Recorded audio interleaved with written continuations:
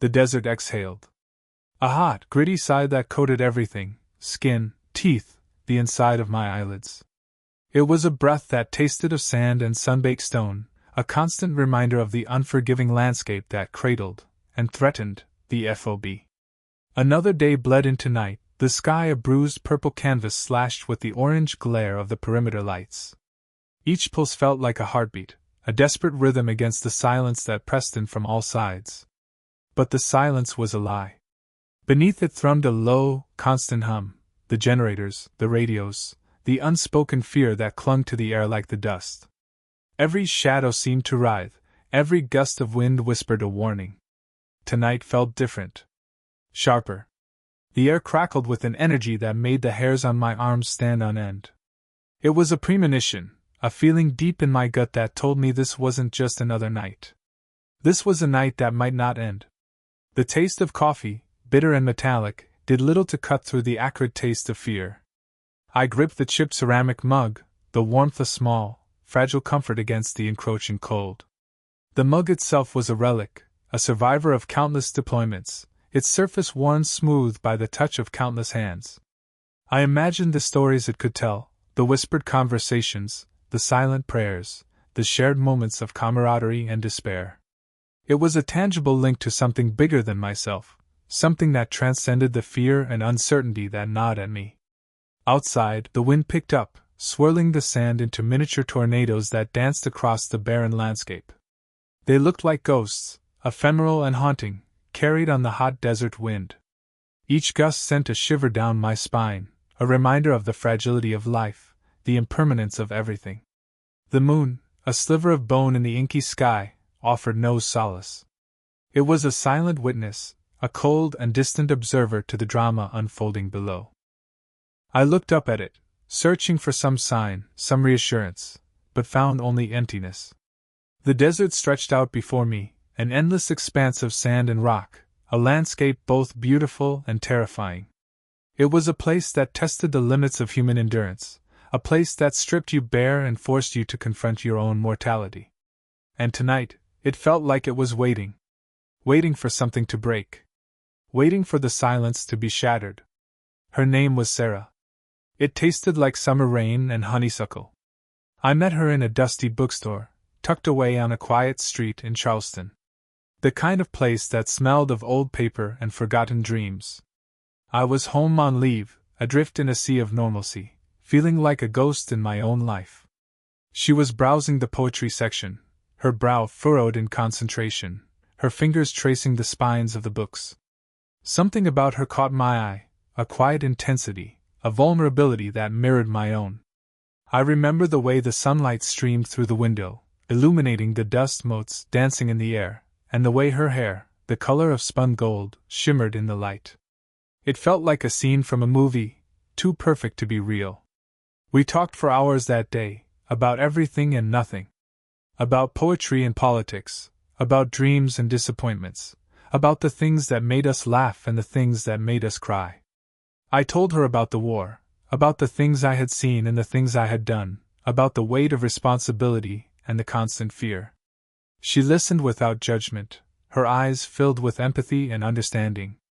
She didn't try to fix me, or offer platitudes, or tell me that everything would be okay.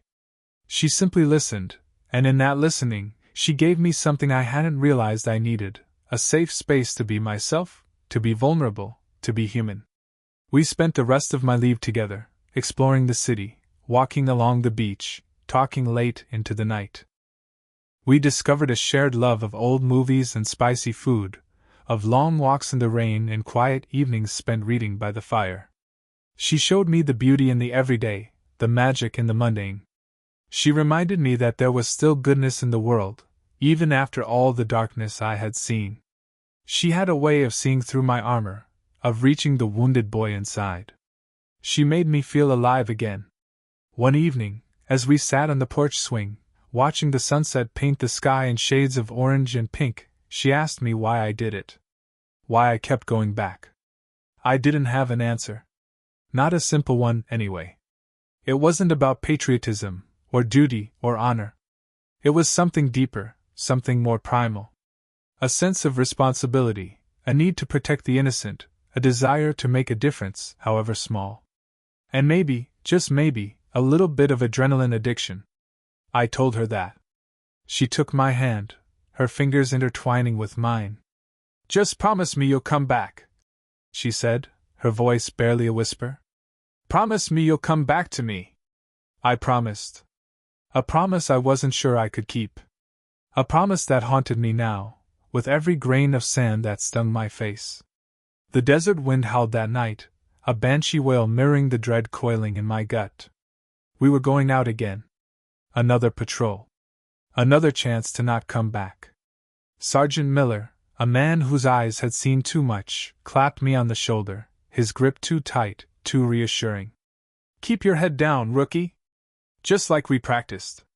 Easy for him to say. He'd been doing this for years. For me, it was still a terrifying, exhilarating, nauseating novelty. I checked my weapon, the familiar weight a cold comfort against the rising panic. Outside the wire, the world was a monochrome canvas painted with shadows. Every rock, every bush, a potential hiding place for the enemy. We moved in a tight formation, the only sound the crunch of our boots on the unforgiving terrain, and the rhythmic rasp of our breathing. The moon, a sliver in the inky sky, offered little light, amplifying the sense of isolation. Then, the world exploded. A blinding flash, followed by a deafening roar. The ground bucked beneath my feet, throwing me to the dirt.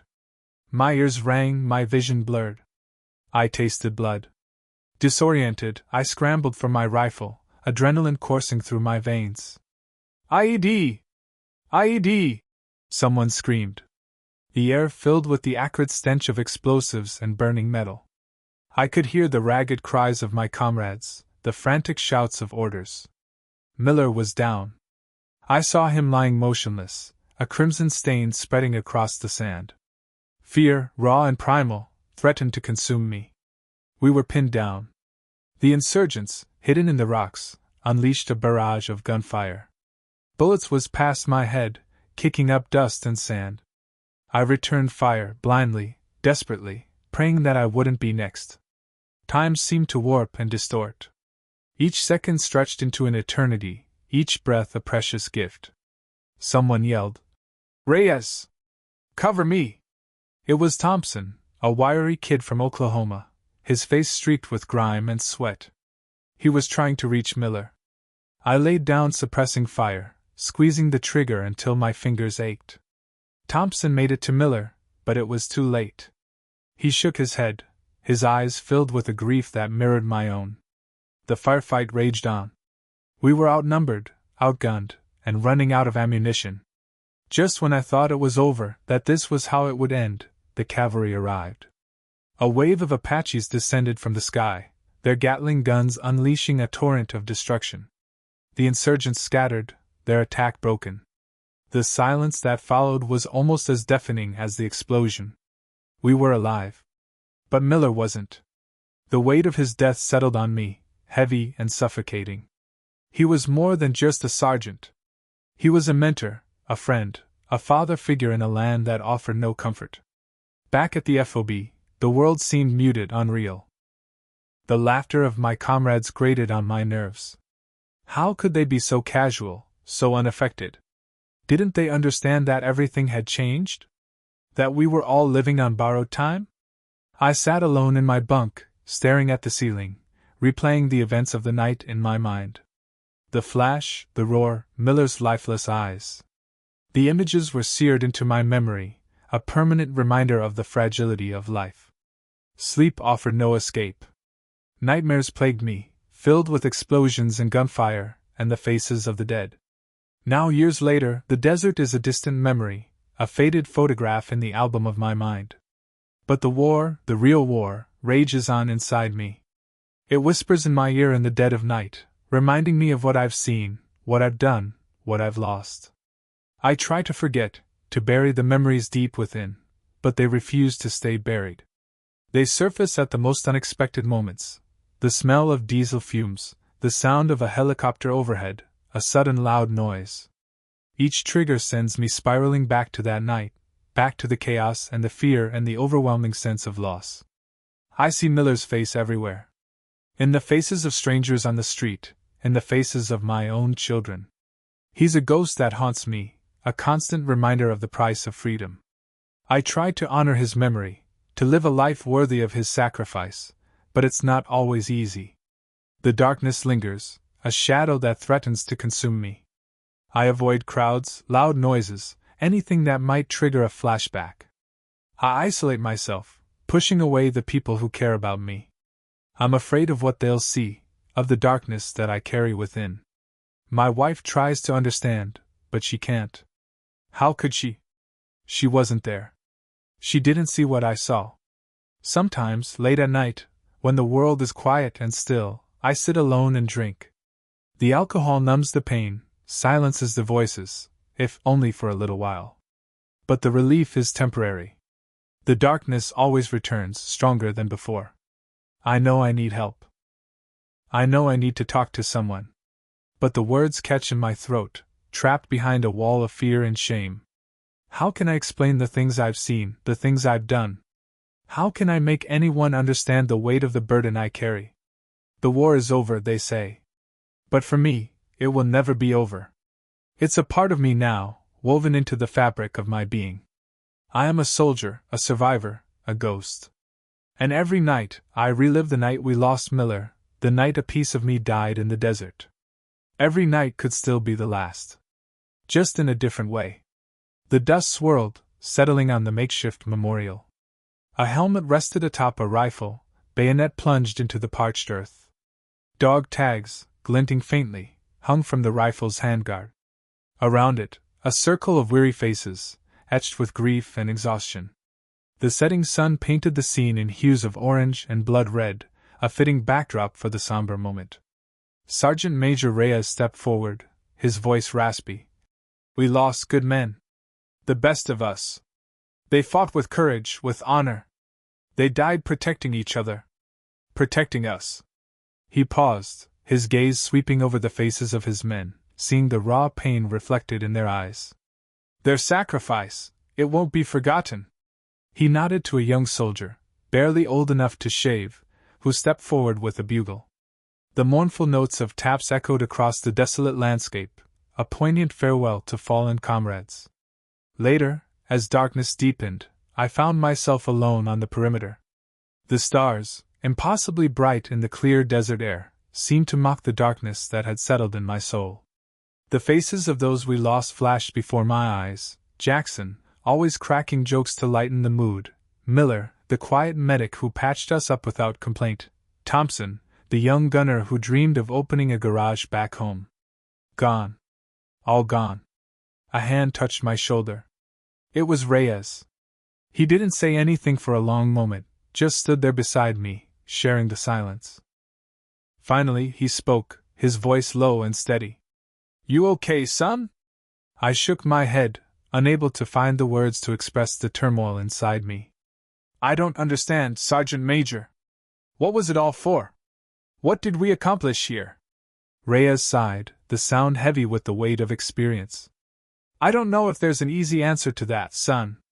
Maybe there isn't an answer at all that'll satisfy you right now. But I do know this: we were here for each other. We were a family. And we did what we could to protect each other, to protect the people back home who depend on us. He paused. Sometimes that's all you can do. You fight for the man next to you. You fight for what you believe in. And you hope that it's enough. He pointed to the horizon, where the first rays of dawn were beginning to paint the sky. The sun's coming up, son. We gotta keep moving. We gotta keep fighting. For them. For us. For everyone. I looked at the rising sun, a sliver of hope piercing through the darkness. Reyes was right. We had to keep going. We had to honor their sacrifice by living, by fighting, by remembering. The war might never truly end, but we could choose what we carried with us. We could choose to carry their memory, their courage, their love. We could choose to be better, to be stronger, to be worthy of their sacrifice. The memories of the FOB would forever be etched in my mind, the camaraderie, the fear, the loss. But amidst the darkness, there was also light. The light of brotherhood, the light of courage, the light of hope. And that light, I knew, would guide me through the darkness, long after I left this desolate place. It would guide me home. And maybe, just maybe, it would help me find a way to make sense of it all. The war might have taken so much, but it had also given me something invaluable, a profound understanding of the human spirit, its capacity for both incredible cruelty and boundless love. And that, I realized, was a lesson worth fighting for. A lesson worth living for.